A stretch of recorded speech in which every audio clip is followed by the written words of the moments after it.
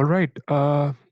So, guys, in this particular module, we are going to continue with our configuration of ServiceNow connector with OIM, Oracle Identity Manager. So, uh, as part of this, configuration steps, we have so far, generated the OAuth client ID and the client secret in the first module, and then in the second module, we installed the ServiceNow connector on OM machine, and then we validated uh, whether those connector objects like scheduled task, resource object, IT resource, IT resource type, and uh, lookup definitions and other connector objects have been successfully created. Yes.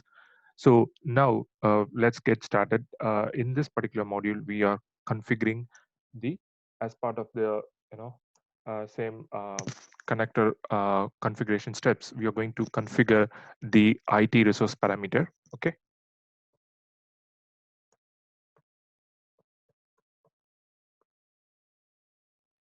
All right. So um, if you remember, I know the IT resource is nothing but it has the connectivity parameters so that OM can actually know to which endpoint it has to communicate with. Yes. So basically the IT resource parameter would have created automatically when we deployed the connector, but we have to be doing some configuration because most of the parameters would be blank, and so we have to really put in the host details and some of the other parameters which I'm going to show it now. Okay. But just due to interest of time, uh, I've just while recording this video just before a couple of minutes back, I created and filled in most of the details, but I'm going to show which parameters I manually had to fill and which would remain blank. I'm going to show that, and then we'll in the next module we'll be installing, or probably I would say we'll be configuring the key store parameters, and then that is we'll be importing some SSL certificate, and then we'll take it forward from there. Yeah. So yes. So now I'm going to click on this ServiceNow IT resource parameter here. So as you can see here, after we deploy the Active Directory connector, we got these parameters created for Active Directory, like Active Directory and then connector server, and then similarly for Exchange it got created. And now for ServiceNow, I'm going to edit this IT resource parameter. Okay. So you will have the very first parameter, you would see something called the the lookup configuration parameter. Okay. So basically lookup, as I mentioned, it would have the the key and the decode key parameters, like whenever some roles groups all have to be reconciled from ServiceNow, you would need to have these mapping parameters, code and decode parameters. So all these would be stored in the lookup definitions. Okay. So that parameter would be yeah, so you can see it here, the configuration lookup. So this would have this was created, this value was auto populated here, without my manual intervention. Okay. At the time of creating the connector, deploying the connector, this was set as it is. So I'm just going to retain this parameter. Okay. It says like configuration lookup.servicenow.configuration. Okay.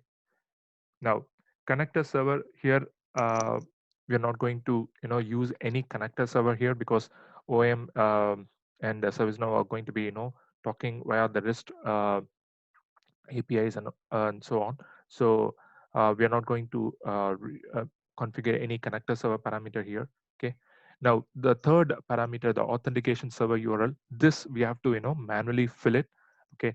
I just did it before starting this module. Okay. To just to save time.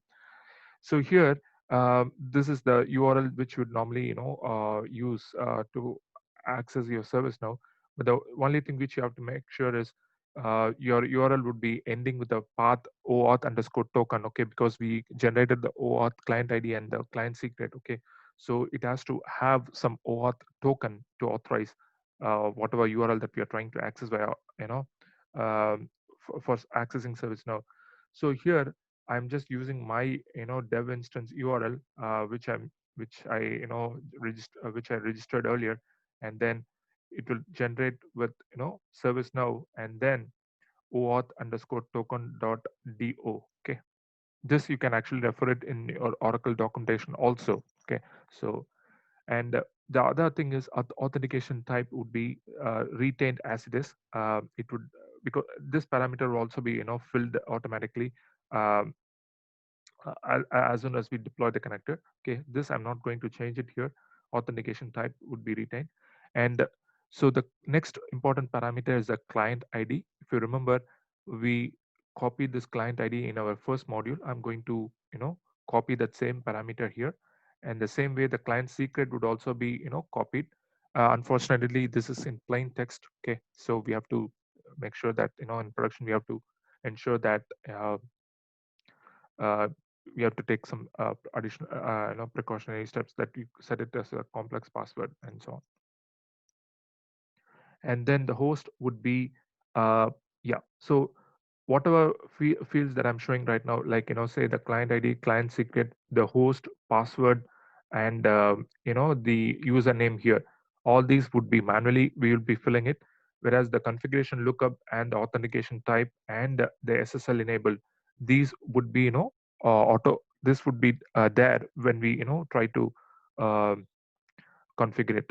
Or I would say like these three parameters: the configuration lookup, the authentic the the client type or the authentication type, and the SSL enable parameter. These would be there by default. Okay, yeah. So next, moving on quickly, the host would be just you have to give just the first name, the FQDN of the the dev instance that we are creating it here, that we are using it. Okay, and then the password, whichever you have been registered with and which we will normally log in with the to ServiceNow, and then the username would be admin always for ServiceNow. Okay, because that would have the administrator credentials to manage your ServiceNow. Okay, and then SSL enable, you just leave it as it is, true. Okay, so that's the quick high level discussion about configuring the various IT resource parameters for ServiceNow. Okay, thanks a lot guys for patiently watching. So in the next module we'll be configuring the or importing some SSL certificates, and then we will be running some jobs to make sure that OIM is successfully communicating with ServiceNow, and then we'll take it forward from there. All right, thank you.